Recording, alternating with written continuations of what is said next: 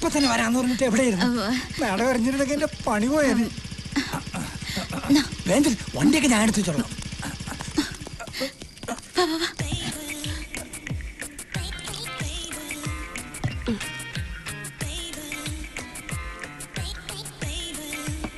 സത്യമാണോ പറഞ്ഞത്? സത്യം. ഞങ്ങൾ ചെന്നപ്പോ ചോരയിൽ കുളിച്ച് മരിച്ചു കിടക്കായിരുന്നു.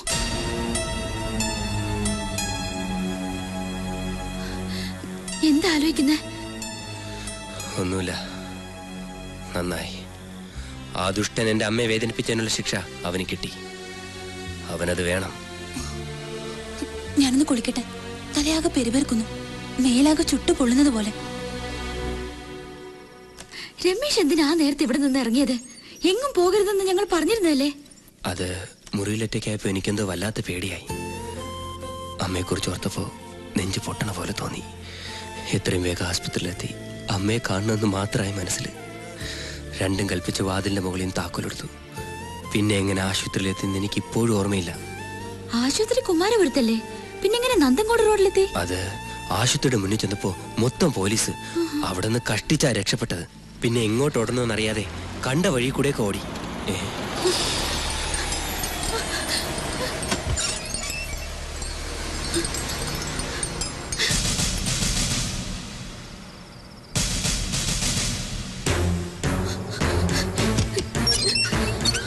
എന്താ?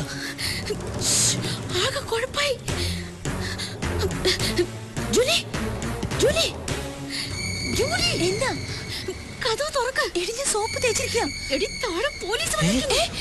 എന്നാ ഞാൻ മേഡത്തിനോട് പറയാം സാർ. ഓക്കെ.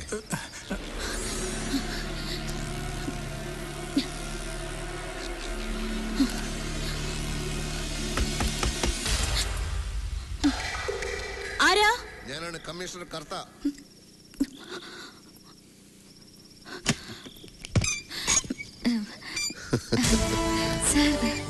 പരിചയപ്പെട്ട് കഴിഞ്ഞപ്പോ പിന്നെയും പിന്നെയും കാണണമെന്നൊരു തോന്നൽ. എന്താ വിളിച്ചത്? എന്നോട് ക്ഷമിക്കണം, പ്രിൻസിപ്പൽ അച്ഛൻ ഇതുവരെ എത്തിയിട്ടില്ല. അച്ഛൻ വന്നിട്ട് പോരെ സർ? അച്ഛനെയല്ല, ഇവരെ കാണാനാണ് ഞാൻ വന്നത്. ലേഡീസ് ഹോസ്റ്റലിൽ മദ്യത്തിന്റെ ഗന്ധം. ഞാൻ അച്ഛനെ ഒന്നുകൂടി ഫോൺ ചെയ്തിട്ട് വരാം. വളരെ ബോൾഡായ കോളേജ് യൂണിയൻ ചെയർപേഴ്സൺ ഇങ്ങനെ വിറയ്ക്കാനും വേർക്കാനും ഒന്നും പാടില്ലല്ലോ. എന്ത് പറ്റി?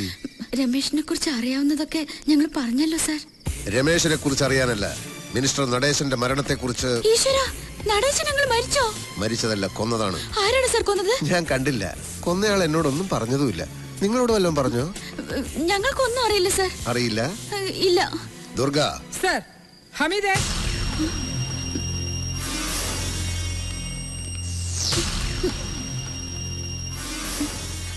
ഇയാളെ അറിയോ? അതല്ല, ഇയാളെ അറിയോ? ഇല്ല സാർ. താൻ പറഞ്ഞ രണ്ടുപേരിൽ ഈ കുട്ടിയുണ്ടോ? തന്നെ. ഇത് തന്നെ സാർ സോഫിയോഗ്രാഫ്. ഹമീദേ, വേലായുധനെ കൊണ്ടുപോയിക്കോളൂ.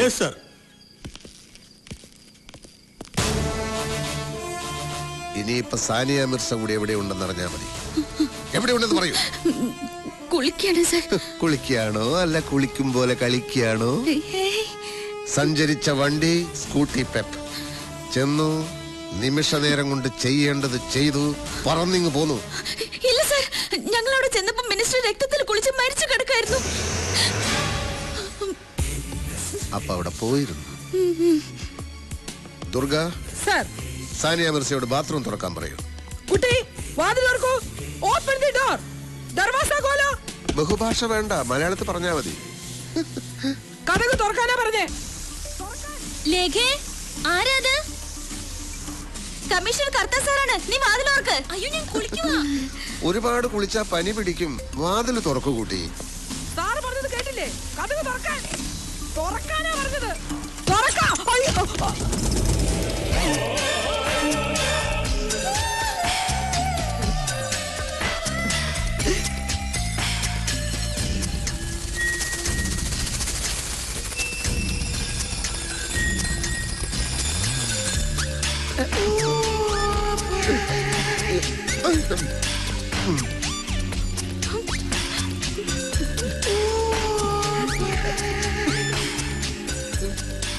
വാതിലടക്കാൻ പറയൂ. സർ കുളിക്കുകയാണെങ്കിലും കുളിക്കല്ലെങ്കിലും ഈ പെൺകുട്ടി ഡിപ്പാർട്ട്മെന്റിനോട് ഇത് ചെയ്യാൻ പാടില്ലായിരുന്നു. എന്ത് നടപടി എടുക്കണമെന്നും പിടികിട്ടുന്നില്ല. നിന്ന് കിണിക്കുകയാണോ? ഡിപ്പാർട്ട്മെന്റിന്റെ അന്തസ്സിനെ പറ്റി ഓർമ്മ വേണം.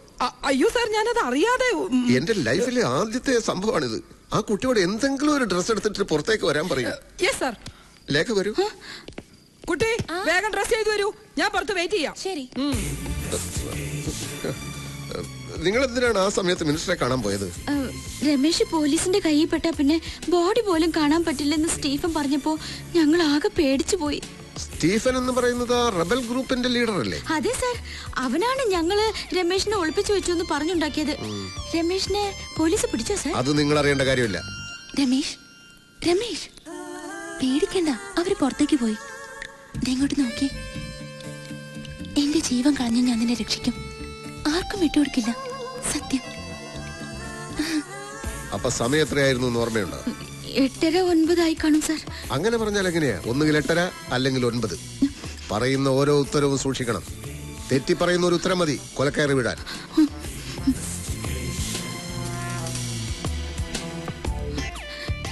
എനിക്ക് കൃത്യമായി ഓർമ്മയില്ല സാർ. ഇന്ന് ഈ രാത്രിയിൽ സംഭവിച്ചൊരു കാര്യം ഏതാനും മണിക്കൂറുകൾക്കകം മറന്നുപോയി എന്ന് പറഞ്ഞാൽ ഞാനത് വിശ്വസിക്കണം അല്ലേ? സാർ ലേഖ മുറിയിലിരുന്നോളൂ, ശരി സാർ. ഞാൻ വിളിപ്പിക്കാം. ജോലി ഇരിക്കൂ. വരൂ കുട്ടി. കുളിക്കുമ്പോ കഥ തുറക്കാൻ പറഞ്ഞാൽ ഇങ്ങനെയാണോ ചെയ്യുന്നത്? അതും ബാച്ചലറായ എന്റെ മുമ്പില്. സോറി സാർ, പെട്ടെന്ന് എന്താ ചെയ്യേണ്ടെന്ന് അറിയാതെ ഞാൻ പേടിച്ചു പോയി. എന്തിനാ പേടിച്ചത്? അത് പറയാ സാർ. പേടിക്കണ്ട, ഞാൻ ചോദിക്കുന്ന ചോദ്യങ്ങൾക്ക് സത്യസന്ധമായി മറുപടി പറയണം. പറയാം സാർ.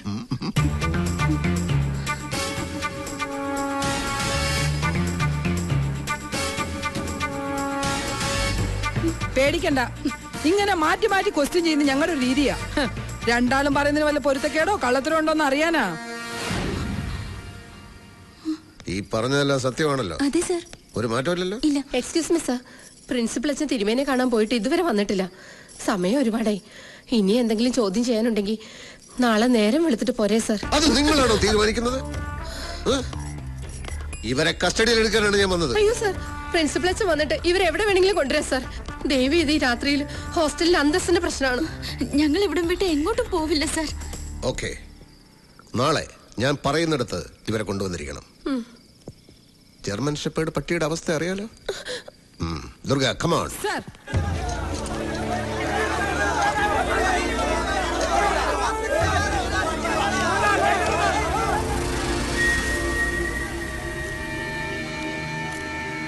ഇനി ഈ ആംഗിൾ ഒന്ന് എടുക്കും.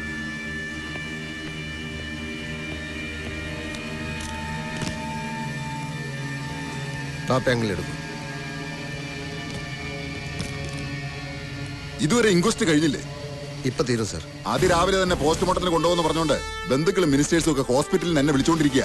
ഗേറ്റിന് പുറത്താണെങ്കിൽ പാർട്ടിക്കാരും ജനങ്ങളും തടിച്ചു കൂടിയിരിക്കുക. താൻ ഈ ഫോർമാലിറ്റീസ് ഒക്കെ ഒന്ന് കംപ്ലീറ്റ് ചെയ്യേ. അതെങ്ങനെ സാർ? ഡേലൈറ്റിലല്ലാതെ ഇൻക്വസ്റ്റ് ചെയ്തതെന്നല്ലേ നിയമം? തന്റെ ഒരു നിയമം. മരിച്ചത് സാധാരണക്കാരനല്ല, ഹോം മിനിസ്റ്ററാ. ക്രമസമാധാനം തകർന്നാലതിന് ഉത്തരവാദിത്തം പറയേണ്ട ഞാനാ. DGP ആണ് ഈ ഡൽഹി നിങ്ങൾ എത്തിയിട്ടില്ല. എടോ, ആംബുലൻസ് എത്തിയോടോ? എത്തി സർ. എന്നാ ബോഡി എടുത്തോളാൻ പറ. സർ, എന്റെ കർത്താവേ, എന്റെ ദൈവമേ, സഭയ്ക്കും തിരുമേനിമാർക്കും ഇപ്പൊ മോശ കാലഘട്ട. പിന്നെ വൈദികനായ എന്റെ കാര്യം പറയണോ? എനിക്കാകെ തല കറങ്ങുന്നത് പോലെ. അതെന്നാ ടെൻഷൻ മാറ്റാൻ നീ രാവിലെ തന്നെ 2 വിട്ടോ? അയ്യോ, പോലീസുകാർക്ക് സംശയിക്കാൻ ഇത് മതി. സൂക്ഷിച്ചു വേണം. നടക്കാം. വീടിന്റെ മുൻവശം നിറയെ പോലീസാ. നമ്മുടെ ആൾക്കാർ നിൽക്കാൻ സമ്മതിക്കുന്നില്ല. എന്താ സർ, ബോഡി ഞങ്ങൾക്ക് അകത്ത് കയറി ഒന്ന് കാണാമോ സർ? നോ, ഇപ്പൊ ആരെയും അകത്തേക്ക് കടത്തി വിടാൻ നിവൃത്തിയില്ല. ബോഡി ഉടനെ പോസ്റ്റ്മോർട്ടത്തിന് കൊണ്ടുപോകും.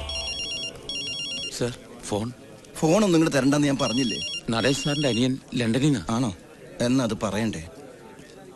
ദിനേശനാ പുറപ്പെട്ടില്ലേ? അയ്യോ, ഈ അവസ്ഥയിൽ ബോഡി വെച്ചോണ്ടിരിക്കാൻ പറ്റില്ല. പോസ്റ്റ്മോർട്ടം കഴിഞ്ഞാൽ ടൗൺ ഹാളിൽ പൊതുദർശനത്തിന് വെക്കും. വൈകിട്ട് തൈക്കാട് ശ്മശാനത്തിൽ സംസ്കരിക്കും. എല്ലാവരും അറിയിച്ചിട്ടുണ്ട്. അതൊക്കെ ഞങ്ങൾ നോക്കിക്കോളാം.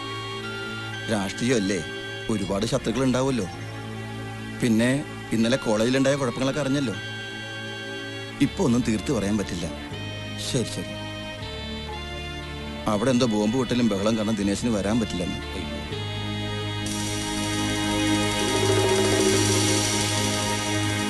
വിഘ്നേശ്വരൻ, അയാൾ എന്തോടെ നായ മണക്കുന്നതിൽ കുനിഞ്ഞു കിടന്ന് മണപ്പിക്കുന്നത്?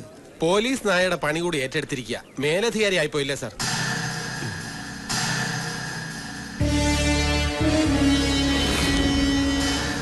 ഈ ഓയിൽ കലർന്ന മണ്ണെടുക്കണം.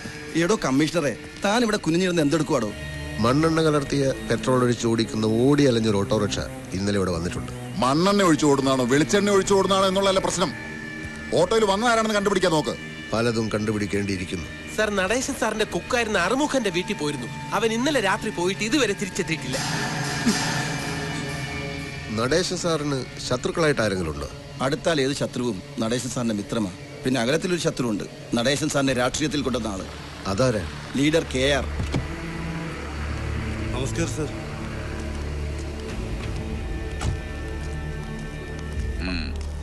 നമസ്കാരം സാർ. എന്താ മേരി പയസേ, ഹോസ്റ്റലിലെ ഡിസിപ്ലിനൊക്കെ കളഞ്ഞു കുളിച്ചോ? പ്രിൻസിപ്പൾ അച്ഛൻ ഇവിടെ ഉണ്ടായിരുന്നോ? എന്താ അച്ചോ ഇതൊക്കെ?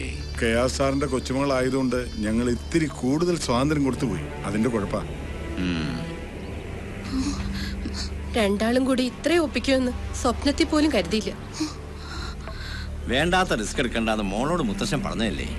രാത്രി സമയത്ത് ഈ ഗസ്റ്റ് ഹൗസിൽ നടേശനെ കാണാൻ എന്ത് ധൈര്യത്തിലാണ് നിങ്ങൾ വന്നത്? ആള് മരിച്ചെങ്കിലും അവന്റെ കയ്യിലിരിപ്പിനെ പറ്റി പറയാതിരിക്കാൻ പറ്റുമോ? Good morning sir. Good morning. ഇങ്ങനൊരു സ്ഥലത്ത് കുട്ടികളെ വിളിച്ചു വരുത്തണമായിരുന്നു. സംശയം തോന്നുന്നവരെ ചോദ്യം ചെയ്യാന്നുള്ളത് പോലീസിന്റെ ഡ്യൂട്ടിയല്ലേ സാർ? ചിലപ്പോ ഇവർ ഈ കേസിലെ പ്രതികളായിരിക്കാം, അല്ലെങ്കിൽ പ്രധാന സാക്ഷികളായിരിക്കാം. രണ്ടായാലും ക്വസ്റ്റ്യൻ ചെയ്യാതിരിക്കാൻ പറ്റില്ലല്ലോ സാർ. അച്ഛനും അമ്മയും കൊച്ചിലെ മരിച്ച കുട്ടിയാ ലേഖ. ജൂലിയുടെ അച്ഛനും അമ്മയും സ്ഥലത്തുമില്ല.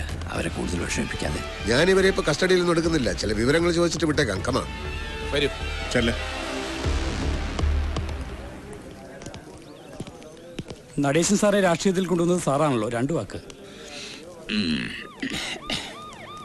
എന്റെ വിരൽത്തുമ്പിൽ തൂങ്ങിയാണ് അവൻ രാഷ്ട്രീയത്തിലേക്ക് വന്നത്. പിന്നീട് എന്നെ വിട്ടുപോയെങ്കിലും രാഷ്ട്രീയ രംഗത്ത് ഇത്രയും നല്ല സ്വഭാവമുള്ള വ്യക്തികൾ വളരെ കുറവാണ്. എനിക്ക് എൻ്റെ ഒരു മകൻ നഷ്ടപ്പെട്ടതുപോലെയാണ്.